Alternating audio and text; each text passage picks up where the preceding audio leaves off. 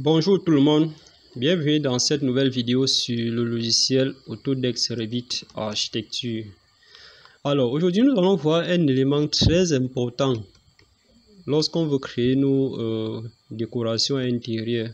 Bon, ce que nous allons voir aujourd'hui c'est un outil, bref un mur décoratif le plus souvent qu'on crée dans nos constructions pour une transition entre la salle à manger et le salon. Donc pour donner un aspect un peu plus agréable.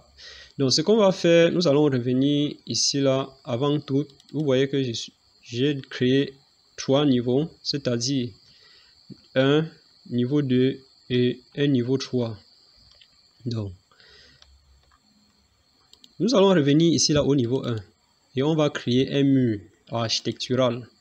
Donc on vient à ce niveau là, mur architectural.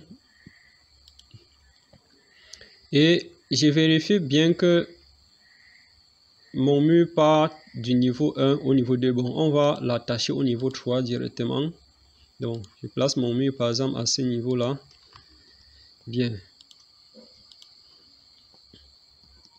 Donc, si elle vient ici là dans une élévation, et voit bien que mon mur quitte du niveau 1 au niveau 3. Alors, ce que nous allons faire, c'est que dans Revit, vous avez la possibilité d'éditer un mur. Donc si on sélectionne notre mur, vous voyez à ce niveau là, modifier le profil. Donc ce qu'on va faire, on va sélectionner là, et lorsqu'on sélectionne, on se retrouve automatiquement en mode esquisse. Donc notre mur se met automatiquement en mode esquisse. Donc ce qu'on fait à ce niveau là, on va choisir l'outil ligne, on va chercher le milieu. Vous voyez que quand vous êtes à la mi-portée d'un outil dans Revit, il y a un petit triangle rose qui s'affiche. Donc vous sélectionnez. On va mettre par exemple la hauteur ici là à 200. Voilà, bon, disons 300. Ok. Et on va faire un décalage de 1 mètre de part et d'autre. On a ceci. Et avec l'outil arc, on va créer ça et on va faire ça.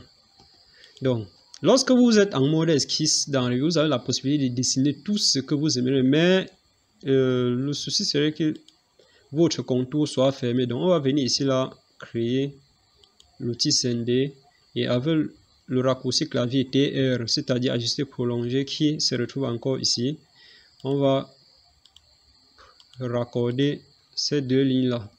Alors, vous voyez que si on finit la création de notre mur et qu'on vient en 3D, on a déjà ceci. Vous voyez. Bon, ce qu'on va faire actuellement, nous allons revenir toujours sur notre élévation nord là. On va resélectionner notre mur, modifier le profil. On va créer cette décoration là à 75 centimes. On va revenir ici.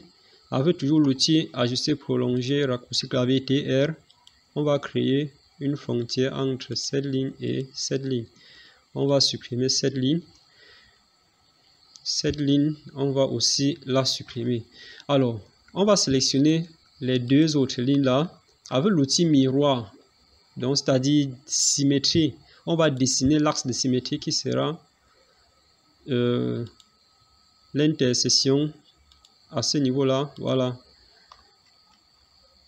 on finit et vous voyez que lorsque votre profil n'est pas fermé, Revit dit automatiquement les lignes en surbilant ne peuvent pas se croiser. Donc qu'est-ce qu'on va faire?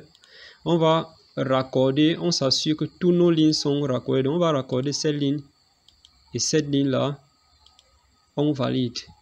Alors vous voyez que lorsqu'on crée cela, on a ceci. Maintenant, nous allons revenir au niveau 1. Dans l'onglet architecture, nous allons venir choisir poteau. On va choisir poteau architectural. Voilà.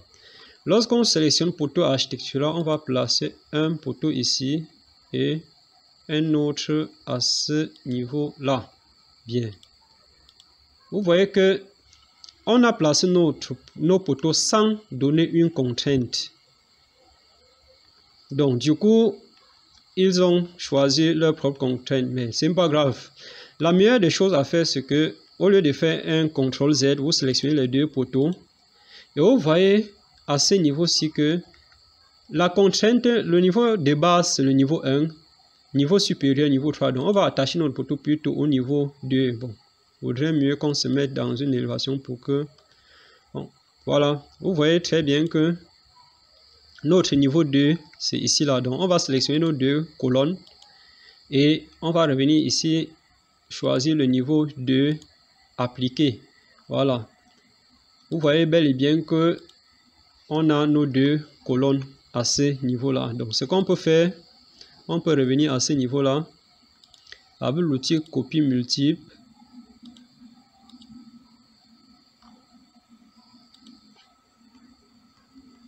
On essaie un peu de rapprocher cela ainsi.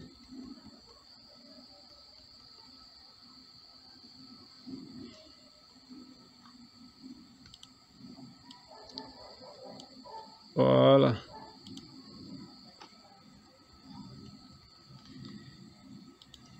Maintenant, pour copier l'identique de ce côté, on va créer dans l'onglet architecture, on va choisir ligne de modèle.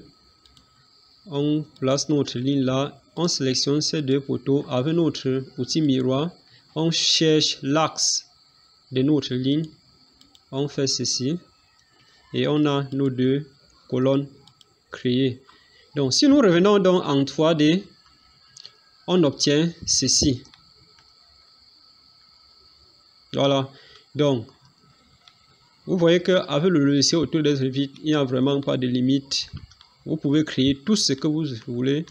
Bon, maintenant, ce qu'on va faire, nous allons venir créer sur cette face-là une moulure murale. Donc, pour cela, qu'est-ce qu'on fait? On revient donc dans l'onglet architecture, composant, créer un composant in situ. On va choisir la catégorie mur. OK. OK. Et on va choisir la extrusion par chemin. Lorsqu'on choisit extrusion par chemin, on va dire esquisser la trajectoire. On sélectionne et avec l'outil choisir un plan de construction. OK. On va choisir ce plan là et on va revenir sur notre façade nord. Bien. On va choisir esquisse. Avec l'outil A4 pour créer ceci. On vient là, là et là. On va faire ça. Voilà. Donc, on valide. Lorsqu'on finit de créer notre profil, notre traitement Revit nous demande de créer un profil. Donc, on clique sur profil et il nous propose plusieurs niveaux. Bon, on va laisser le niveau 1, ouvrir la vue. Donc, lorsqu'on se retrouve ici, vous voyez, on a la possibilité de créer notre profil à ce niveau-là.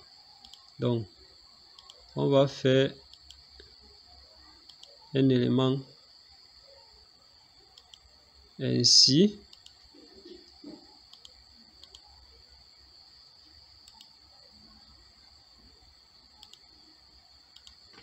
OK, on valide. Lorsqu'on valide notre profil, vous voyez que si nous revenons donc en 3D, on a bel et bien notre profil là et notre trajectoire à ce niveau-ci. Donc, si on valide, on obtient ceci. Donc, vous voyez que le principe de création des éléments dans Revit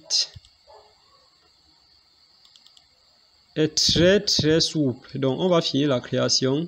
Et à ce niveau-ci, on va sélectionner nos deux colonnes, essayer de les rapprocher vers l'intérieur, pareil de ce côté, pour obtenir quelque chose de concret. Donc, voilà le décor que vous pouvez donner lorsque vous faites le design intérieur de vos projets. J'espère que cela vous a intéressé. N'hésitez pas de partager et n'hésitez surtout pas de publier, c'est-à-dire de laisser en commentaire les parties d'ouvrage que vous aimeriez qu'on modélise avec le logiciel Autodesk Revit. Donc, on fera cela ensemble. Merci d'avoir suivi la vidéo et bonne suite de formation.